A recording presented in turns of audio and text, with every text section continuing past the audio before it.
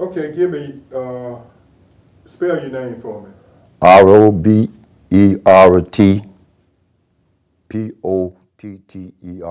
Robert Potter. Okay. All right, Robert Porter, do you give us permission to use this video for the archives and for other promotional uh, video? Yes, I may. Okay. All right, I know it's Cookie. Yeah, Okay. my other name is Cookie. Yeah. Okay, Cookie, tell me about what was life like on the South Side? Life was like on the side. I mean, it was pretty good about playing with the fellas and boys and things. But one thing about it, you got to be at home before it get dark. If you don't, you wish you had to. But reality, but living on the South Side, and where I know now, I couldn't go back that way. Because of the simple reason,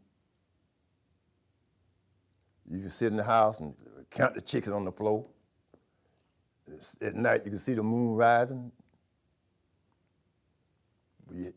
But some people had light, some of them didn't. We the fortunate ones that we had lights, but also had an outdoor bathroom, but also had an indoor bathroom.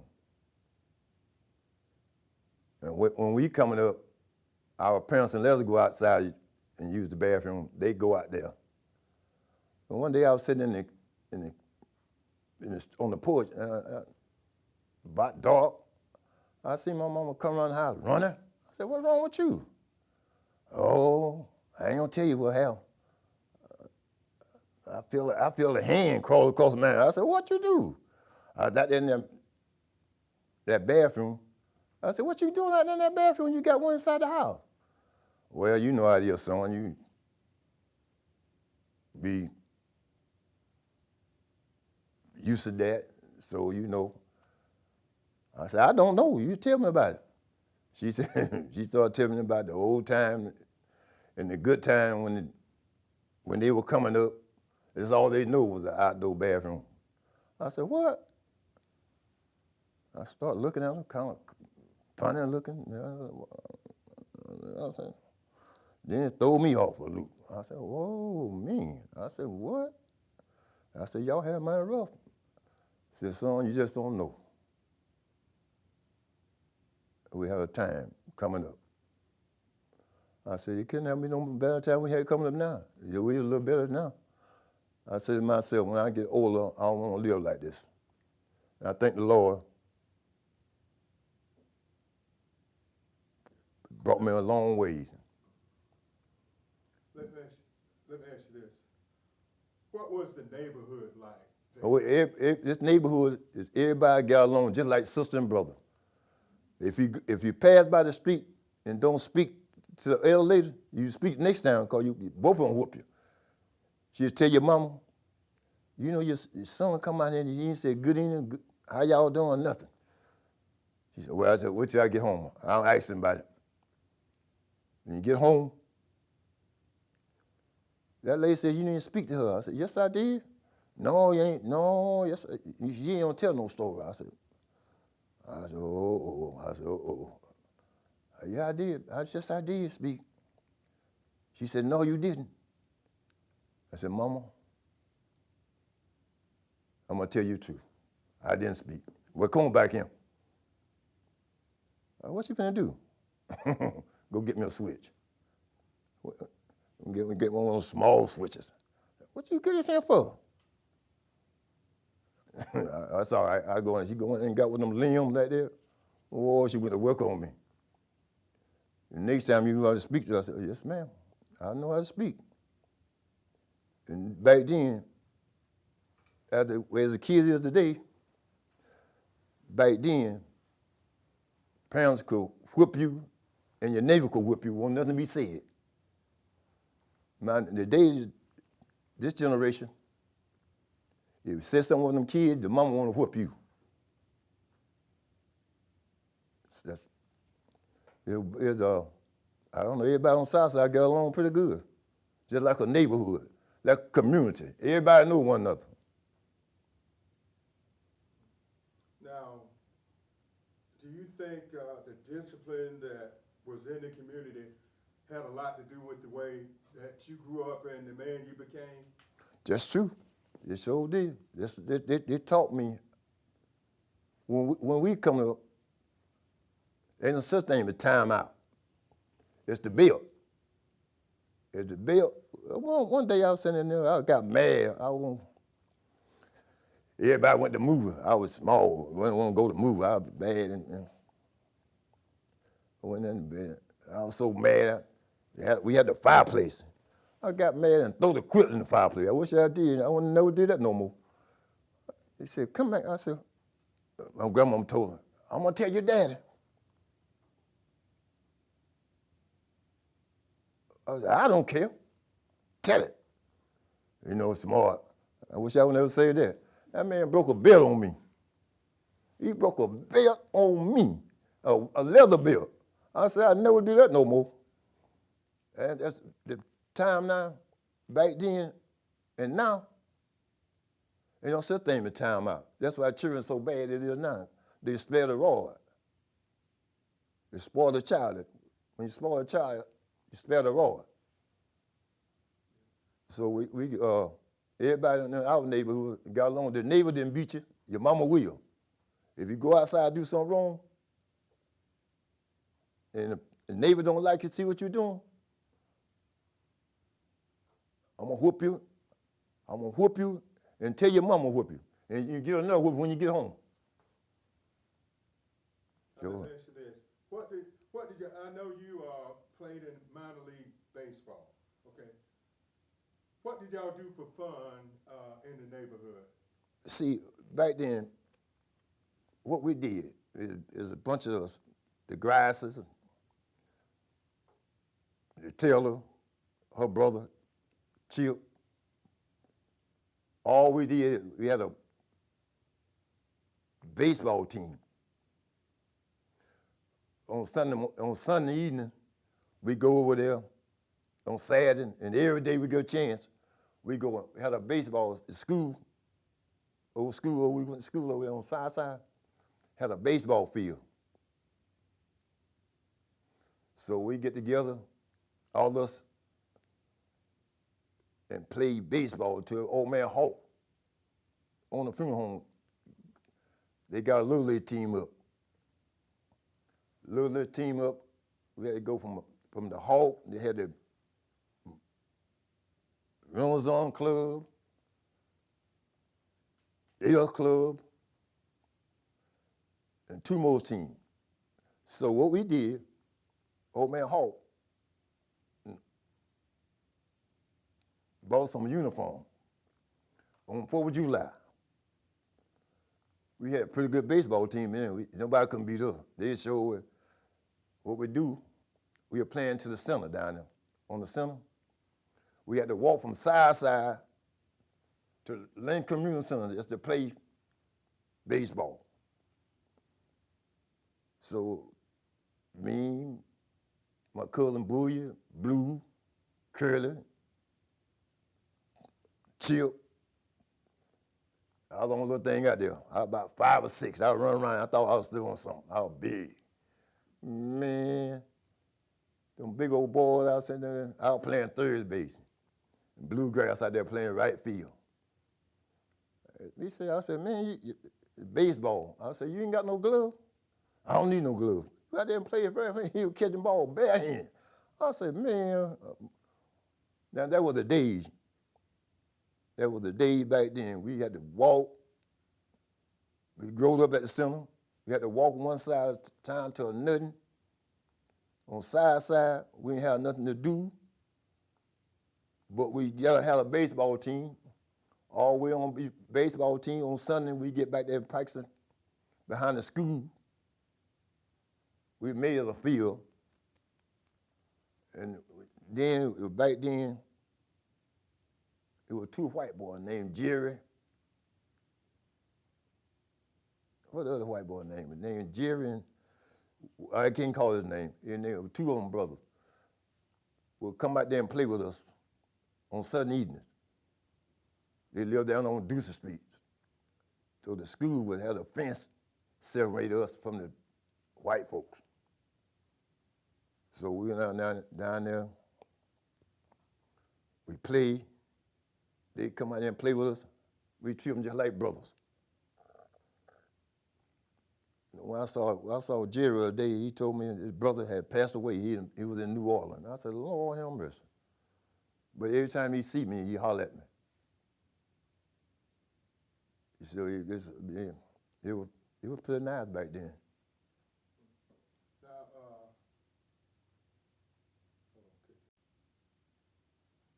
all right, Cookie, you went on to play in the minor league, correct? Yeah, I played in minor league. First I'll start off with this. People understood. First I'll start off in the Negro League. Every year they have some. This year they had some. 1 second.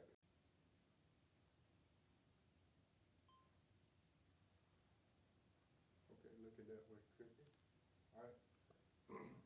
You went on to play baseball in high school and in the Negro League and professionally. So tell me about that.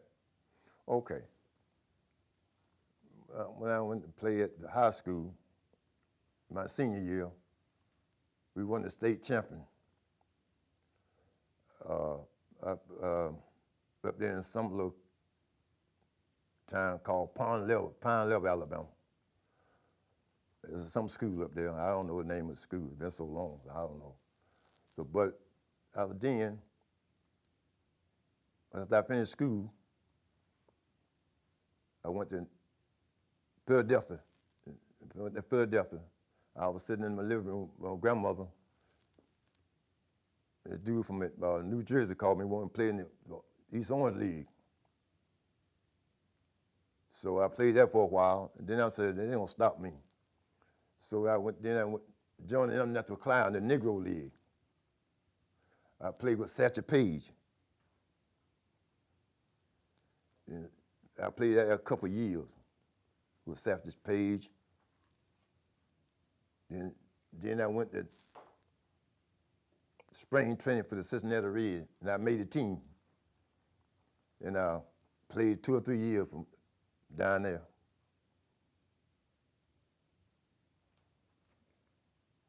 And I played 2 or 3 years down there.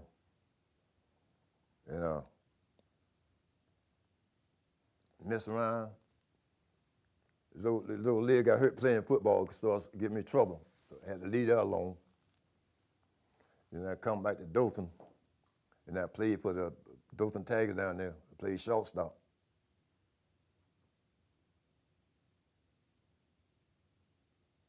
Okay, tell me about your experience playing, the team you played for, and your experience playing in the minor leagues. My experience playing in the minor league, I had a lot of experience. See, back then when we were coming up, they didn't teach us the rule of baseball. All you gotta do is get a glove out there and go play. But when I got down there, I was so behind on a lot of stuff, I had to catch up. Back then in the 60s, and you had 2 or 3 straps against you. You gotta be way better than people you play with, especially coming out the South.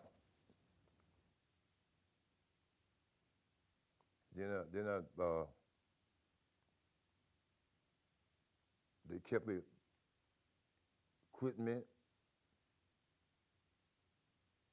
They kept the gate age. It's a very expensive thing that I did that I thought I should have known about when I was going to high school. But I learned a lot of stuff when I was down there, how to be a professional, how to take care of, One thing about it, they didn't let you go hungry down there. You get 3 and 4 times a day. I got in trouble one time. the coach, I'm gonna tell you something I got in trouble about. The coach said, y'all off today, y'all off tomorrow, y'all ain't got to come to practice tomorrow. Y'all be in the bed by 10, 11 o'clock. No, I'm gonna slip down there on Central Avenue. Oh boy, I got in trouble. He says, man, I got back to the whole, you just can't, yeah. Someone been calling you all week. I said, who calling me? Someone been calling you ever since you been, I said, learn. I said, what? Oh. Then I said, then. The hotel manager told the coach, oh Lord, we was in trouble then. There was a bunch of us. We gonna go out there and we're gonna party there. We gonna party. Okay, let me ask you this. How long did you play in the minor league? I played in that about 5 or 6 years. You say I played in the minor league. About 5 or 6 years. I played them from 6 to 8. It's about 70 something. I think I played. It's been so long ago. I really don't know, but I played a while down there. What was it? Okay, I'm gonna ask you again. You can just tell me. You don't have to tell me exactly how many years you played in the minor league. I want to know what it was like to go from Southside, living. You know, you talked about how you could look through the roof and through the floor and outdoor restroom. To go from there to being able to play professional baseball, how did that feel? Oh man, let me tell you how that feels. That feels great. I imagine I was sitting there. Sometimes I'd be sitting in. You know what? I came a long way. And I said, I'm talking about.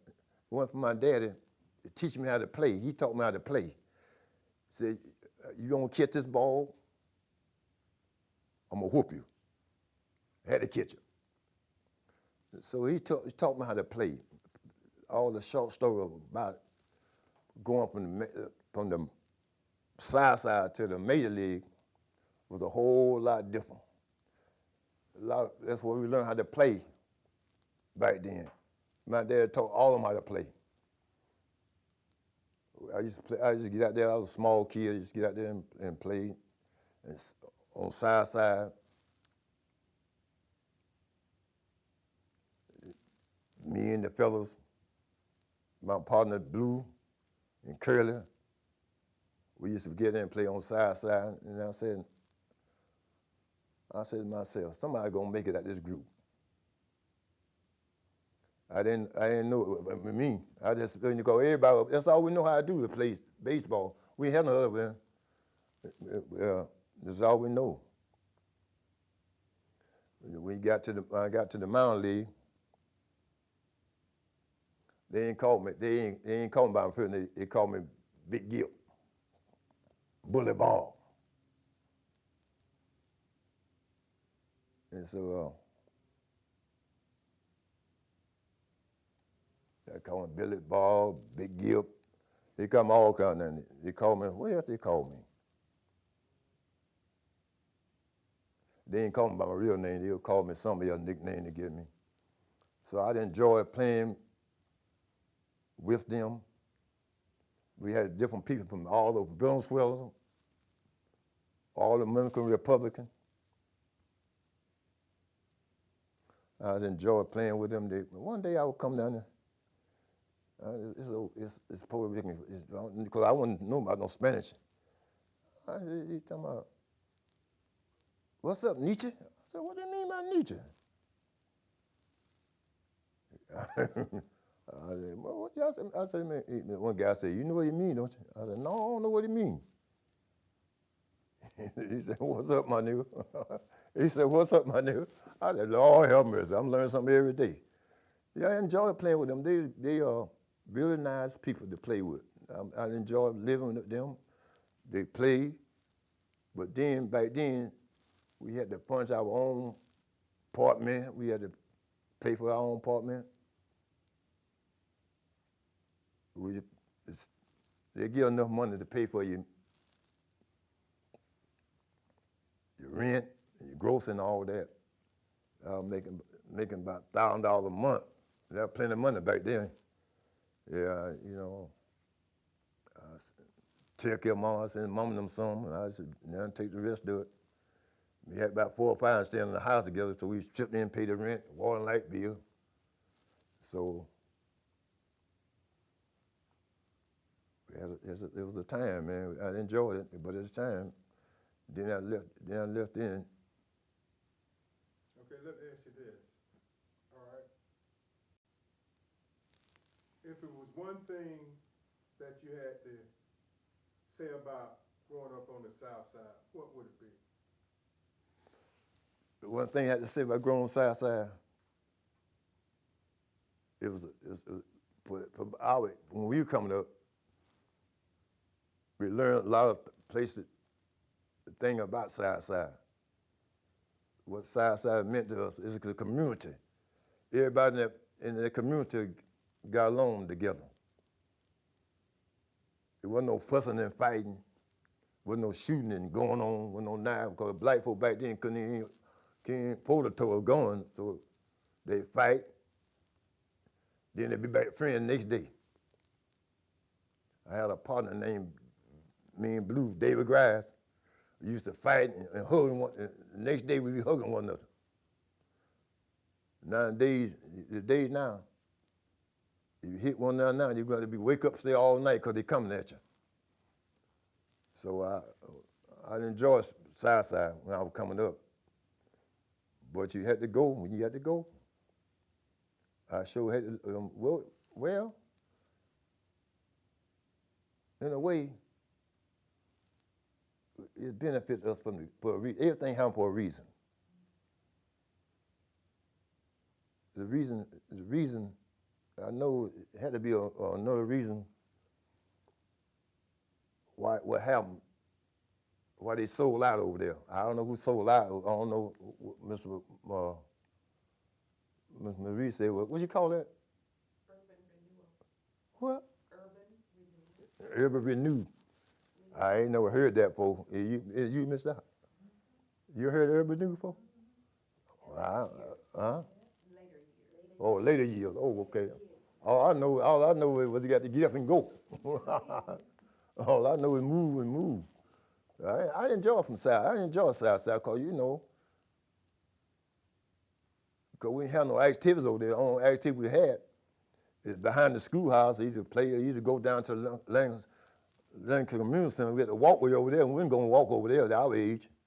So we had to walk through the night when we were playing Little League. We had to walk through there downtown. We were taking a chance then. Marty, do you have any questions? This is for the, to make sure we get it in transcript. What is your birthday? May 3rd, 1946. 1946, okay. And when y'all moved out of Southside, it was approximately when? Do you recall the move? I think it was in 1958. Okay. 1958. We moved over there on line in a thing called the Hole on Short Atlanta Street, an apartment. Okay. And you lived there with your parents, and you went to Carver High School? We had to Carver High School over there on Lake Street. You had to walk. When you were in school in Southside, the school over at Southside, I've seen pictures of it. It looks like it's a 2-room school. It was a 2-room school. It was a first through the third. When the first through the third? Yes. Yeah, first through the third. And the fourth and the fifth, we had to walk to Montana Street over there. Okay, that was the next question I was going to ask you. So the 4th through 6th was at Montana Street. Yeah. Then we had to graduate from there. Before to graduate from there and go to Carver High. Okay. It was 7th through the 12th, wasn't it? 7 through 12. Yeah. Okay. Okay, that's, yeah, that really helps. So how long was it, this is about your baseball career, how long was it after you graduated that you went into first the Negro Leagues and then into the minor leagues? About 2 or 3 years as I graduated. Then I went to the Negro League. Then before I went to the minor league, Okay. And what team in the minor leagues did you play for? Cincinnati. And where did you train when you were in the minors? Sarah, I think it was Tampa. Then after we got through training, I went to Class A. I went to Sarasota. Yeah, Sarasota. We played Sarasota. We had a bunch of teams down there, like the Cardinals. The Cardinals in the Clearwater, I think. Cardinals and the Indians, and St. Pete, and all of them. We was in Tampa. So in Tampa was a double A team in Tampa. So we trained at Tampa. In Class A, we went to go to St. Pete, Sarasota, Clearwater, all of them little teams like that. Let me go back to Southside. Do you remember your approximate address in Southside? Yeah, 710 South Alice. South Ellis. Alice. Alice, I'm sorry. South Alice. 17 South Alice. 17. Yeah, 710 South Alice. That was very close to the school, wasn't it? Yeah, right at the school, right in the curve of the school that's in the, I live across from Miss Joe Helen Bishop. Yeah, Joe Helen Bishop and Mr. Ernest Kimmel live across the street from us. I think Mr. Who that, Mr. Sam Duncan or Mr. What that old man name? You live across from Mr. CJ. No, on Ellis Street. What his name? Kind of light skinned. Dothan lived further up. Yeah. Well, what the old man name? I'm trying to think who. He had a house down there on Stringer Street. Oh, Mr. Leonard? Yeah, huh? About running boy in? No, I ain't talking about just Leonard. Oh, no, he was an old man. He lived right across. Oh, Mr. Wilson. Huh? Mr. Wilson. Yeah, Mr. Wilson. Yeah. Okay. Yeah. Yeah. Okay. Church. South Did you go to church? South Street. South Street Baptist Church. No, Okay. no, A&M. A.M. A&M. South Street. A&M. South Street AME. Yeah. Okay. And there were, and this for y'all too, there were 2 other churches in the neighborhood? Yeah, it was a New Bethel and the Holy Church. Holy Church is on Beale Street, and New Bethel was on Ellis Street. I've seen one, New Bethel was a Baptist church. And I made a mistake about the AME. So South Street was AME, New Bethel was Baptist, and what y'all are calling the Holiness Church? Holy Church, that's what church. I'm sorry? That's a Holy Church. They moved that church to Montana Street over there in Dothan. Huh? Yeah, Yo, Justin Golden Crowd, yeah, that's called the Holy Church. it was listed Church as Golden the Crowd, Directory yeah. of Kojic in 1958. So when you talk about Holiness Church, that's the same building? Yeah, it's the same building, Church of Golden Crowd, ain't it? Church of God in Christ. Yeah. Okay. I think that's, hang on for half a second, did you turn it off yet? Let's look at your family situation in Southside again. How many people were in your house? Well, my parents raised her, all of them. My cousin, all of them stayed there. Their cousin, just like about, let me see, 1, 2, 3, about a bunch of us. But my parents didn't have a one. That's me only. Okay. But she raised the rest of my church, my cousin thing. Sure did, yeah. And did they live for any length of time in the house with you, or were they in and out? No, they lived there till we moved. My cousin then went back. My bullion went back to Indiana. Okay. And my other cousin, they moved down on Beale Street after the left side sale. And then, Okay. Let me ask you one more question about your house. How many rooms were in your house? let me see. 1,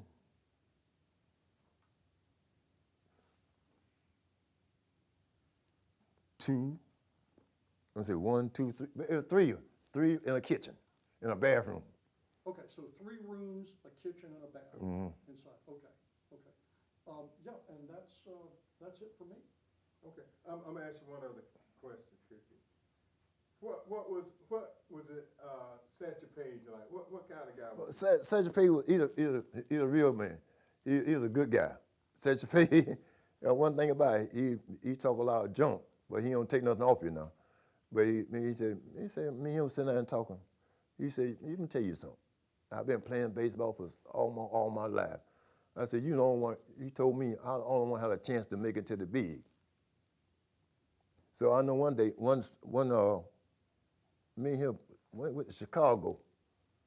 Me and him pitched. I pitched on one side, he pitched for the, back then they had 2 teams running, they called it Black Birmingham, Barons. no, they called the New York Star. The Birmingham Barons, yeah, the Birmingham Barons won the, but we were playing against the New York Star. And he had pitched for the New York Star, I was playing for the Indianapolis Clowns. So this guy in Chicago told me, he said, one of them scouts, he said, I'm finna get this money here. I said, what you talking about, getting this money? I thought, you know,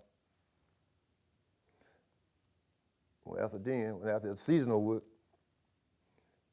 this guy, old man Ed Hammer, he called me told me I'm going to Cincinnati spring training. I said, okay. I had to catch a plane. I caught a plane out of Dothan up there. Out of Dothan, they had a national, what do you call it, national? They had a plane there, national. So I took the plane, I left that Sunday. And I caught a cab to the motel we're staying in. So it was history from there. So I enjoyed it.